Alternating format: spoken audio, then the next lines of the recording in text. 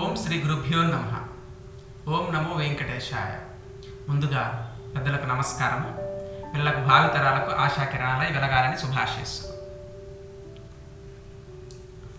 ఈరోజు వ్యాఖ్యానంలో మా ఫ్రెండ్ వాట్సాప్లో పంపించినటువంటి ఒకానొక మెసేజ్లో కాన్సెప్ట్ తీసుకుందాం. చూడండి, చదువు పిల్లలు. ఇందులో ఒక 3 ప్రశ్నలు ఉన్నాయి. ఆ 3 ప్రశ్నల యొక్క సమాధానాలు చర్చిద్దాం. చూడండి. మొదటి ప్రశ్న, చదువు యొక్క ముఖ్య ఉద్దేశం ఏమిటి?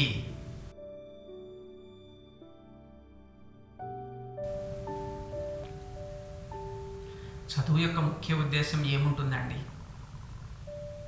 జ్ఞానం సంపాదించడం, తర్వాత పెద్ద అయిన తర్వాత మంచి ఉద్యోగం చేయడము, బాగా డబ్బు సంపాదించడము, ఆ తర్వాత బాగా చుట్టూ ఉన్న జనాల్ని చూసుకోవడం, అంతే, అయిపోయింది. మరి దాంట్లో లోతేముందండి? అదేనండి మనం తెలుసుకోవాల్సింది. చదువు ఒకవేళ జ్ఞానం ఇచ్చినట్లయితే, జ్ఞానము కేవలము జ్ఞానం మాత్రమే వారి తల్లిదండ్రులను, అంటే ఆ వ్యక్తి పెద్దయిన తర్వాత వారి తల్లిదండ్రులను చక్కగా చూసుకునేటట్లు చేస్తుందండి? చెయ్యదు. అంటే చదువు వచ్చేసి మన బిహేవియర్ను మార్చడానికి కావలసిన జ్ఞానాన్ని ఇవ్వాలి. ఎడ్యుకేషన్ అంటే మోరల్ సైన్స్ కూడా. మోరల్ సైన్సే ముఖ్యమైన సైన్స్ అండి. అంటే ఎడ్యుకేషన్లో అన్ని విషయాలు ఉండాలి. అసలు ఈ సమాజానికి, వాళ్ళ తల్లిదండ్రులకు, వాళ్ళ ఇంటికి కావాల్సిన ఏ ఎలిమెంట్స్ అయినా ఎడ్యుకేషన్లో ఉంటున్నాయా? మ్యాథమెటిక్స్ తీసుకోండి, సైన్స్ తీసుకోండి, ఇంగ్లీష్ తీసుకోండి, వాళ్ళ వ్యక్తిత్వాన్ని నర్చర్ చేసే విధంగా ఉన్నాయా పాఠాలు? అదేనండి మనం కోల్పోతుంది ఈ సమాజంలో, మనం కోల్పోతుంది ఆ ఎడ్యుకేషన్ సిస్టంలో, మనం కోల్పోతుంది కూడా అదే. అంటే ఒకవేళ ఎడ్యుకేషన్లో ఇవన్నీ ఉన్నాయనుకోండి, వాడు కూలీ పని చేసైనా, ఆ పిల్లవాడు కూలీ పని చేసైనా కూడా వాళ్ళ తల్లిదండ్రులను సుఖంగా చూసుకుంటాడు. వాడు కూలీ పని చేసైనా భార్య బిడ్డలను సుఖంగా చూసుకుంటాడు. అది కానీ మనకు కావాల్సింది కేవలము ఎన్ని మార్కులు వచ్చాయి, ఐఐటీలో ర్యాంక్ వచ్చిందా, ఐఐటీలో ర్యాంక్ వచ్చినంత మాత్రాన వాడు ఒక సైకో అయ్యాడు అనుకోండి, వాడి వల్ల ఉపయోగం ఏముందండి? వాడికి ఉపయోగం ఏముంది? సమాజానికి ఉపయోగం ఏముంది? సో వాడి ఎడ్యుకేషన్కే విలువ లేదు అక్కడ. సైకో అంటే ఏంటండి? వాడికి నచ్చిందే వాడు చేస్తాడు, ఇతరులకు నచ్చేది, ఇతరుల అభిప్రాయాలకు వాడితో సంబంధమే లేదు.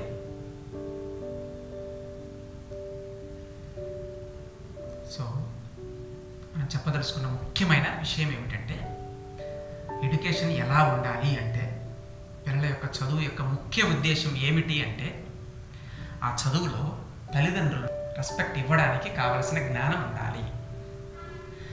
తనకంటే చిన్న పిల్లలను ప్రేమతో చూసుకోవడానికి కావలసిన జ్ఞానం ఇవ్వాలి. తరువాత తన జీవితంలో ఎదిగే కొద్దీ తను నడుచుకోవడానికి, అంటే అకౌంట్స్ పట్ల కానివ్వండి, ఫినాన్స్ విషయాల పట్ల కానివ్వండి, తర్వాత అన్ని విషయాలలో, సైన్స్, మ్యాథమెటిక్స్, అన్ని విషయాలలో మనకు నాలెడ్జ్ కావాలి.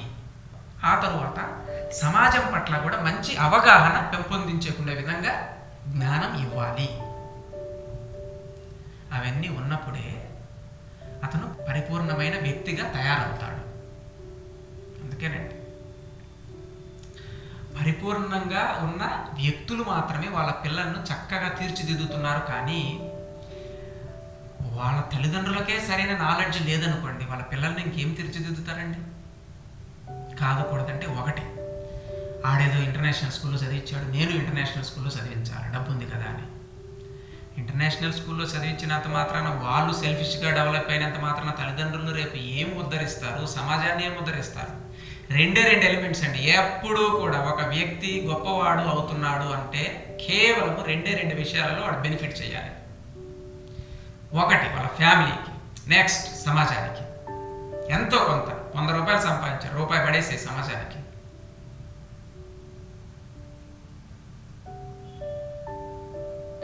సో ఈ 2 విషయాలను మనము సరైన మార్గంలో తీసుకోలేకపోతున్నాం అనుకోండి. సమాజం అంటే it's nothing but only society. అంటే మనం ఉండే సొసైటీయే కాదండి, ఎవరికైనా కూడా, ఏ వ్యక్తికైనా కూడా, ఈ సృష్టిలో ఏ జీవికైనా కూడా మీరు సహాయం చేసే బుద్ధి మనం అలవరుచుకోవాలండి. సాధ్యమైనంత వరకు, మనకు సాధ్యమైనంత వరకే చేద్దాం. మన దగ్గర 10 రూపాయలు మనం మిగిలించుకున్నాయి, 10 రూపాయలు ఉన్నాయనుకోండి, మన సొంత డబ్బే 10 రూపాయలు ఉందనుకోండి, ఒక ₹1 దానం చేద్దాం. ఒక ₹1,00,00,000 ఉందనుకోండి, ఒక 10,000 దానం చేద్దాము. ఏమైంది? సో చదువు యొక్క ముఖ్య ఉద్దేశము అతను అన్ని ఎలిమెంట్స్లో అభివృద్ధి అయ్యే విధంగా ఉండాలి. అది సమాధానం. తదుపరి ప్రశ్న చూద్దాం, చూడండి. పిల్లలకు చదువుకోమని ఎలా చెప్పాలి?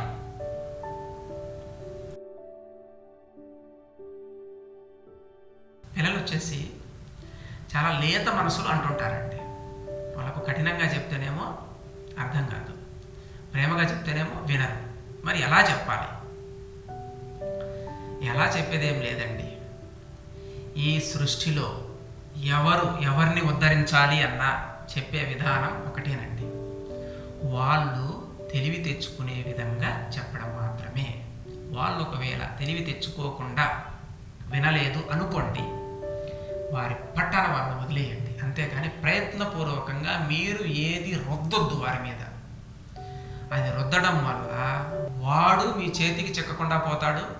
ఆ తరువాత మీరు లేనిపోని ఇబ్బందులకు గురవుతారు. సో వాళ్ళకు ప్రతి విషయము కూడా తెలియజేయండి.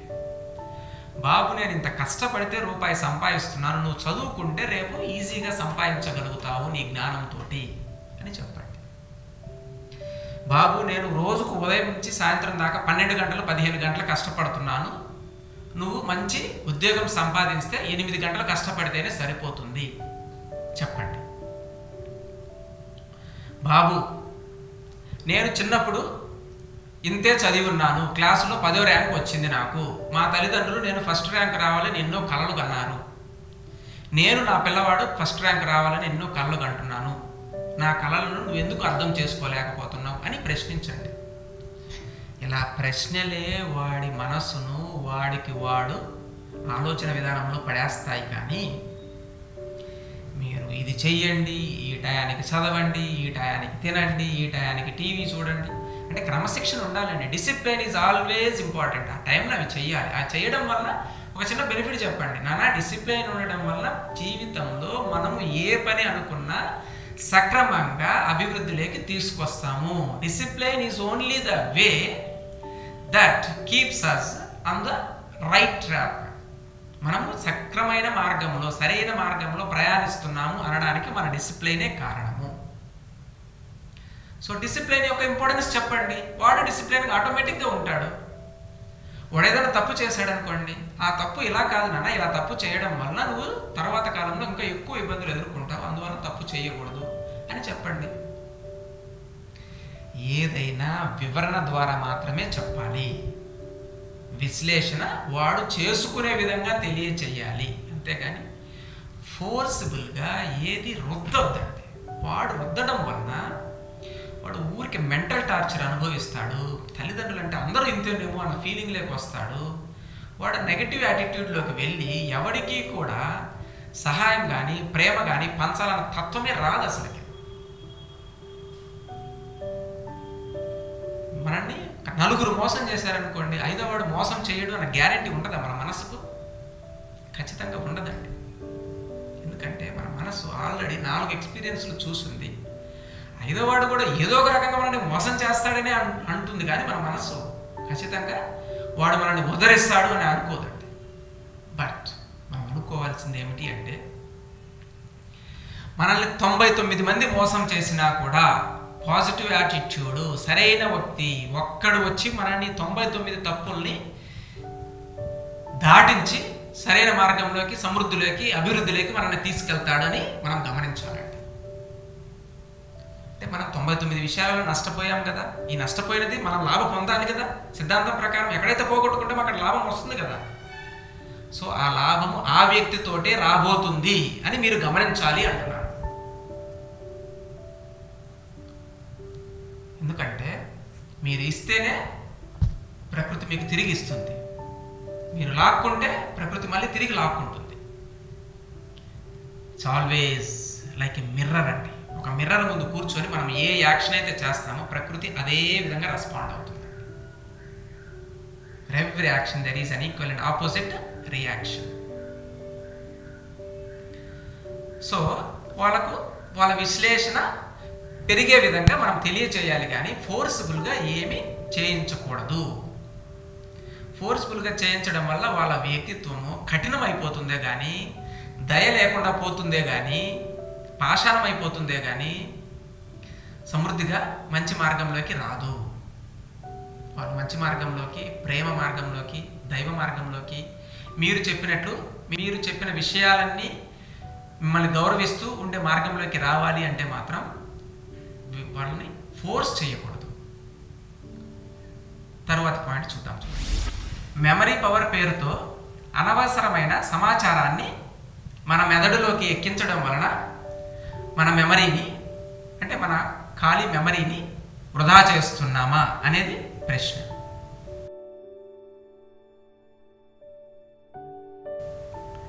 మెమరీ ఎప్పుడూ కూడా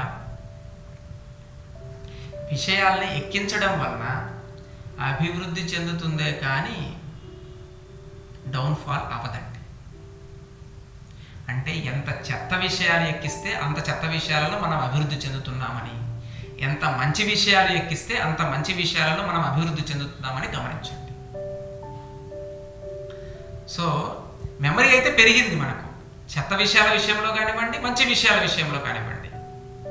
కానీ మనం ఏం ఫీడ్ చేస్తున్నాము దానికి అనేది ఇంపార్టెంట్ అక్కడ. సో మెమరీ పవర్ అనేది ఎప్పుడూ కూడా వాడుతూ ఉంటేనే, ప్రయత్నపూర్వకంగా వాడుతూ ఉంటేనే పెరుగుతుందండి. అది నా స్వీయ జీవితంలో కూడా నాకు ఎంతో అనుభవానికి వచ్చింది. ఇప్పటికీ కూడా మెమరీని ఎక్కువ వాడడానికే ట్రై చేస్తూ ఉంటానండి. ఏమైందండి, పాతకాలంలో మనం అన్నీ గుర్తుపెట్టుకునే వాళ్ళం. ఇప్పుడేమైంది, అక్కడ రాసుకుంటున్నాం, ఇక్కడ రాసుకుంటున్నాం, ఈ మొబైల్లో ఫీడ్ చేస్తున్నాం, ఆ మొబైల్లో ఫీడ్ చేస్తున్నాం, దానికి క్యాలెండర్, దీనికి క్యాలెండర్, దీనికి రిమైండర్, దానికి రిమైండర్, దానికి అలారం, దీనికి అలారం. మెమరీతో ఏం పని లేదండి. ఇట్స్ ఓన్లీ ఫర్ షోయింగ్ అనమాట. మేము నీకు మెమరీ ఉంది బాబు చూసుకోరా నాయన అన్నట్టు చెప్పడానికి మాత్రమే వాడుతున్నాం మనం. కానీ అది కాదు కదా. చిన్నప్పుడు 7వ తరగతిలోనో 10వ తరగతిలోనో 4వ తరగతిలోనో చదువుకున్న విషయాలు నాకు ఇప్పటికీ స్పష్టంగా గుర్తుంటున్నాయి, కానీ గత 4 సంవత్సరాలు 5 సంవత్సరాల నాడు చదివిన విషయాలు గుర్తుండట్లేదండి.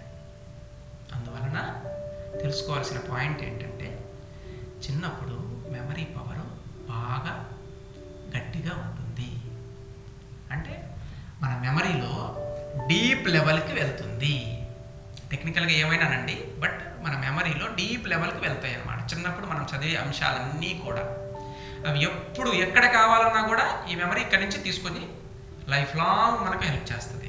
అందువలన పిల్లలకు కూడా చిన్నప్పుడు ప్రయత్నపూర్వకంగా కష్టమైన పదాలు, కష్టమైన విషయాలు అన్నీ 7, 8, 10వ తరగతి లోపే అన్నీ నేర్పించాలండి. వాళ్ళకి ఎంత ఎక్కువ ఫీడింగ్ ఇస్తే చిన్నప్పుడు అంత ఎక్కువ మెమరీని బాగా సద్వినియోగం చేసుకోగలుగుతారు.